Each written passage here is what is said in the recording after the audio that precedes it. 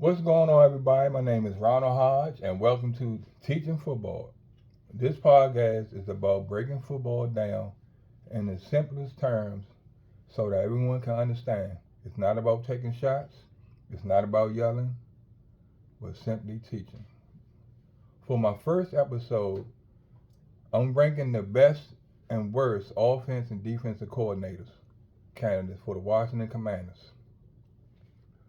First is Bobby Slocum. His offense are built on play action, timing, and helping the quarterback see the field clearly. He teaches structure, and structure creates confidence. That's what I like about him.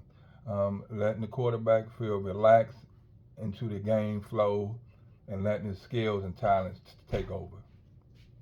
The number two offensive coordinator, Brian Griese. His strength is simplifying reads and teaching decision making. He may not be the flashiest name, but he raises the floor of the entire offense. So what I like about him is he simplifies the game plan. It's not overcomplicated, easy, simple reads. No matter what the defense is in pre-post snap. So that's what I love about him.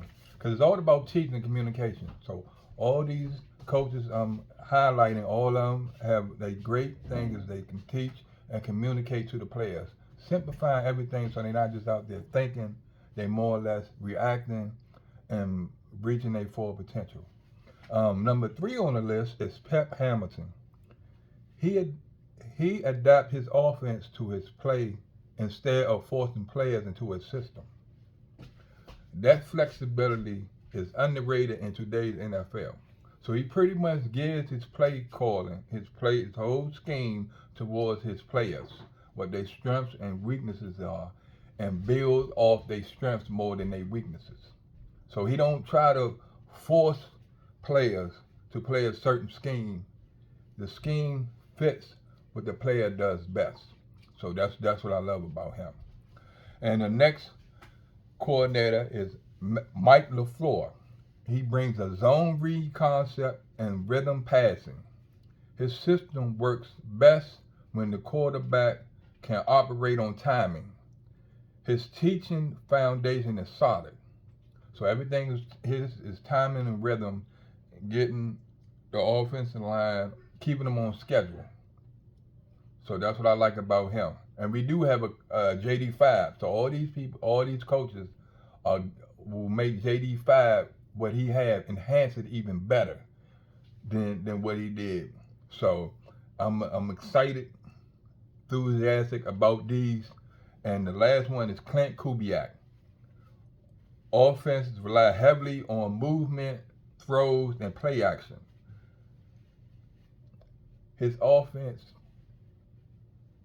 I like the different run. It can run or it can pass, and then with the motion, it gives the quarterback the chance to determine what kind of defense they cover. One, cover two, cover three, cover four, zone, blitz. Just by the formation alignment, moving the formation, he can pretty much tell where to go at with the football. So that's what I love about him. And number six, the honorable mention is Arthur Smith. Strong run game identity, works the tight ends well, and it's a mindset. That's what I like about him, the mindset. Because that's what we need. We need a coach with a mindset. When we were winning Super Bowls, it was all about the trenches, offensive line, defensive line, setting the tone. Even we had the posse, Art Monk, Gary Clark, Ricky Sanders. We had a strong run game. Gerald Riggs, John Riggins, Ernest Biner, Terry Allen, Kelvin Bryant, Ricky Irvins, Reggie Brooks, Stephen Davis. Like I can name you a plethora of good running backs we had. Offensive line, play action. Good teachers. Even on the defensive side, Richie Pettibone, good teaching. Now I'm going to the defensive side of the ball, which need the most. It's going to need some work, most work. Number one on my list is Jairo Everu. elite coverage, and architect, calm, clear teaching, strong weekly game plan, and trust with defensive passing game central. So he put the defense in a good position where they can be successful. He don't have people. He don't have players doing things that they're not comfortable doing with. His defense is exotic. He plays to their strength, putting people in the best play possible on defense. That's what I like. Post snap, disguise, pattern match coverage. So you really can't get a beat on what coverage he's running. He might set up this coverage, and then after the snap, it'd be another coverage. My second defensive coordinator coach, Jim Leonhard, who played in the NFL. He played for the Bills, the Jets, the Broncos. He is right now. He's coaching the Broncos. He's assistant coach for the Broncos. He has a high football IQ, communication, angles, and leverage, which is so important. This year we had trouble, bad angles, and leverage was off. And the games we got steamrolled, the one thing I've seen, all the teams got steamrolled by, the one thing I've seen that anybody who played football, they know. It was a run zone offense. So that means you have to have lane integrity. You have to stay in your lane. You can't be a hero. You can't be Superman. You got to stay in your lane. Edges. You have to set the edges. Force the running back inside.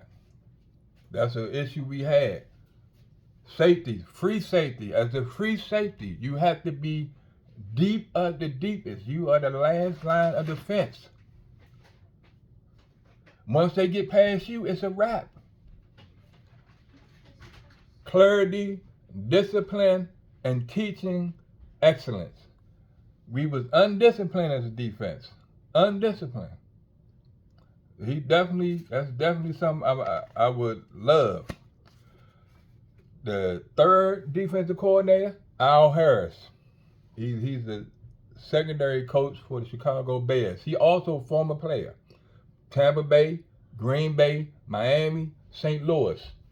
Tough, physical corner. I don't know if you remember when he played with Green Bay, got the interception in overtime against Seattle after he won the coin toss and he took it to the house. Press man fundamentals, hand placement, and patience at the line. Eye discipline and route anticipation. I like that. Because our corners definitely need that. Because you got to make sure you put your hand in the right place. And you got to trust your fundamentals. That was another problem we had. We didn't trust our fundamentals. We didn't trust the scheme. And he definitely going to correct that. If you see it, that's what it is. If you're watching it on film and you see it, if you're practicing it and you see it on film, you see it it should be no issue. But we had a lot of issues with that, giving up big plays. And he does a great job of preparing. So that's exactly what I like about him. He wouldn't be a bad choice. Frank Okoma, he is the assistant defensive line coach for the Houston Texans. First of all, Houston Texans got a top 3 defense in points, yardage, third down efficiency, the whole top 5 in all the major categories you need. He also played football. He played for the Houston Texans, Seattle, Tampa Bay. He was a 4-year starter at the University of Texas.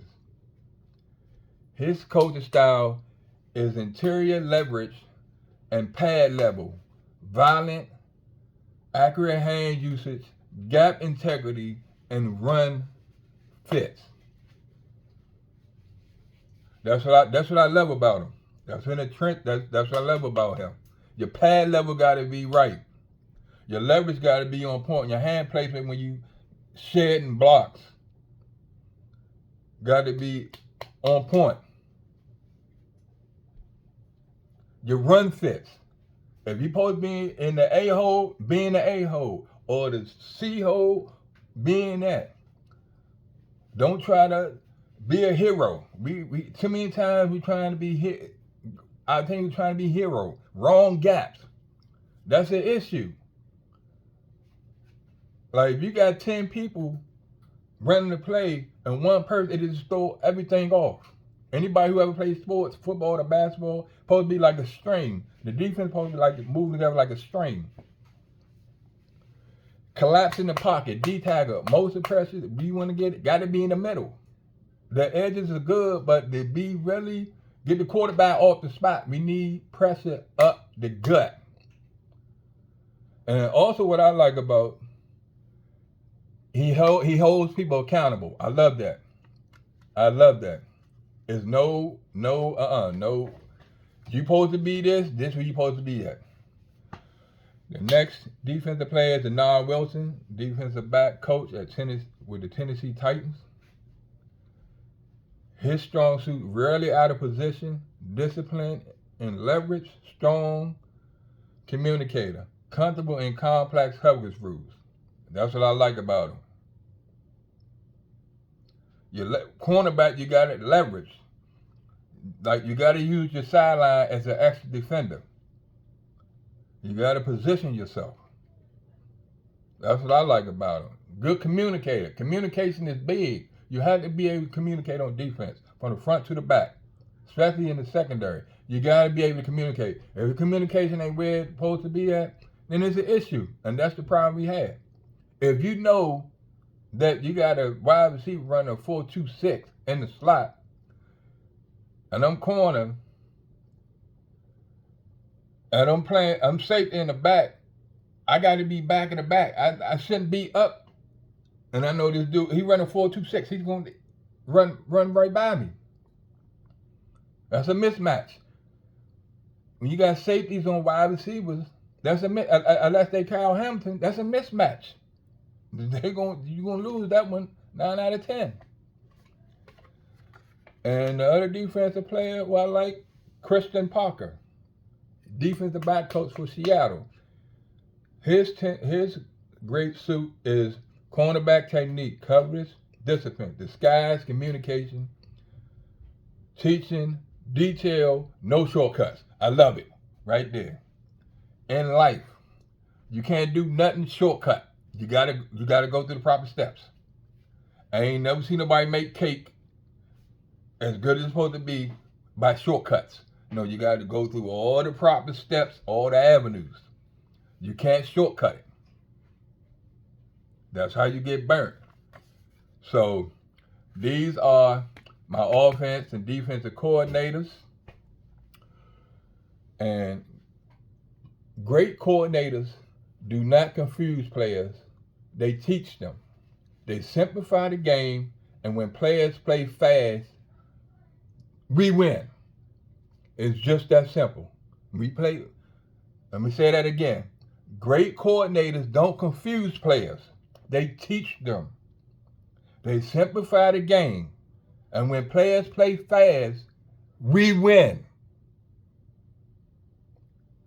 If you're a Commanders fan, tell me, do you agree or disagree with the offense and defensive coordinators which I added to the list? If this episode helped you understand football better, hit like, subscribe, and share it. New episodes every week. This is the Teaching Football with your boy Ronald Hodge. I'll see you next time.